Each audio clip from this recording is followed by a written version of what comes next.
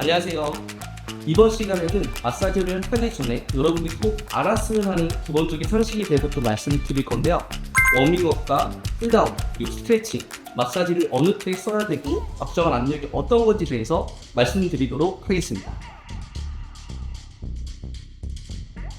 마사지를 시행하는 것들은 특정한 목적을 갖고 할 때 크게 세 가지라고 보시면 좋을 것 같습니다. 먼저 워밍업이라고 하죠. 우리가 운동을 하기 전에 충분히 근육을 풀어주고 그 전에 예열을 하는 것처럼 마사지도 아이가 산책을 하거나 놀이를 하거나 어질리티를 하거나 그런 스포츠를 할 때 그 전에 해주는 게 우리가 워밍업에 대한 마사지라고 보시면 될 것 같아요. 워밍업 같은 경우에는 우리가 활동하기 전에 이 친구들의 근육들이나 관절들 자체들이 잘 있는지, 저번 시간에 했던 바디 체크를 했을 때 그 부위가 너무 민감해지거나 불편해하지 않는지를 평가를 하게 되고요. 그리고 처음에 활동하기 이전에 만져줄 때는 지금처럼 가볍게 쓰다듬는 것 뿐만이 아니라 빈틈없이 발끝까지도 이렇게 머리끝부터 앞발의 끝, 발바닥, 머리끝부터 뒷발 끝까지 해서 전체적으로 만져주신다고 생각하시면 좋고요. 처음에는 스트로크를 할 때, 만져줄 때, 쓰다듬을 때 처음에는 가볍게 그리고 천천히 먼저 쓰다듬어 주시고요. 이 상태에서 계속하면 이 친구들은 처음에는 그 주변에 혈류가 증가되고 운동하기 전에 내 몸에 한 번씩 느끼는 시간이라고 보시면 됩니다. 그리고 워밍업을 할 때는 그 후에는 천천히 하시는 게 아니라 후에는 좀 더 빨리 하시다 보면 내 손과 우리의 반려견 사이에서 마찰에 의한 열도 있겠지만 마사지를 하면서 순환이 좋아지면서 열이 나기 시작해요. 그렇게 된다면 우리는 이 친구가 밖에 활동을 하기 전에 워밍업이 됐다고 보시면 좋을 것 같습니다. 그리고 이렇게 만졌을 때 불편감을 저번과 다르게 호소를 한다면 야외 활동의 강도들을 여러분들이 좀 낮춰주시면 좋을 것 같습니다. 네.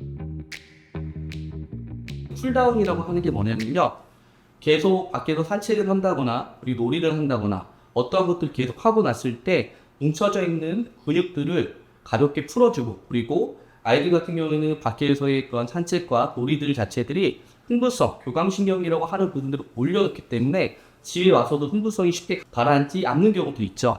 그때는 일상으로 좀 빨리 복귀하기 위해서 진정지킬 효과로 할 수 있는 게 우리가 쿨다운이라고 하는 것들이 있습니다.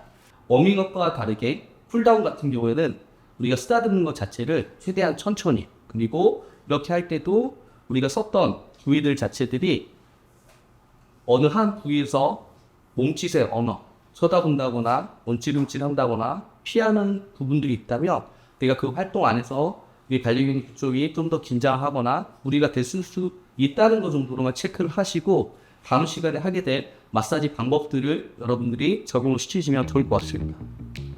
네. 마지막으로 세 번째가 스트레칭이라고 하는 부분입니다. 마사지를 함에 있어서 근육의 이완도 있긴 하지만 우리가 마사지라는 부분과 스트레칭이라고 하는 부분은 좀 달라요.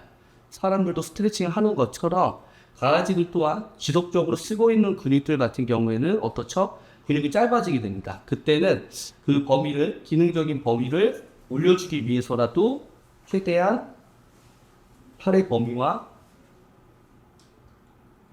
평소에 긴장되어 있고 짧아질 수 있는 부분들을 길이를 확보를 시켜서 관절에 받는 부하를 줄이고, 그리고 주변에 대한 조직들을 늘려준다는 개념이라고 보시면 좋을 것 같습니다.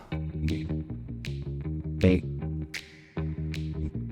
보호자분들께서 궁금해하는 것 중에 하나가 압력인데요. 적정한 압력이라고 하는 부분들은 견종마다, 그리고 반려견, 키우고 있는 반려견마다 달라져야 합니다. 쉽게 말씀을 드리면 우리는 처음에 파인 터치라고 해서 최대한 부드럽게 시작을 하시는 걸 추천을 드려요. 예를 들면 우리가 풍선을 만질 때 세게 비벼 만지면 어떻죠? 잘 만져지지도 않고 걔네들이 뜨득하면서 저항감도 생기죠. 마찬가지로 반려견들도 처음에는 가볍게 쓸듯이, 아끼듯이 먼저 그 강도를 설정을 해주시고요. 그것들이 일정한 시간 동안 되고 나서는 이제 압력을 조금씩 올려가시면 됩니다.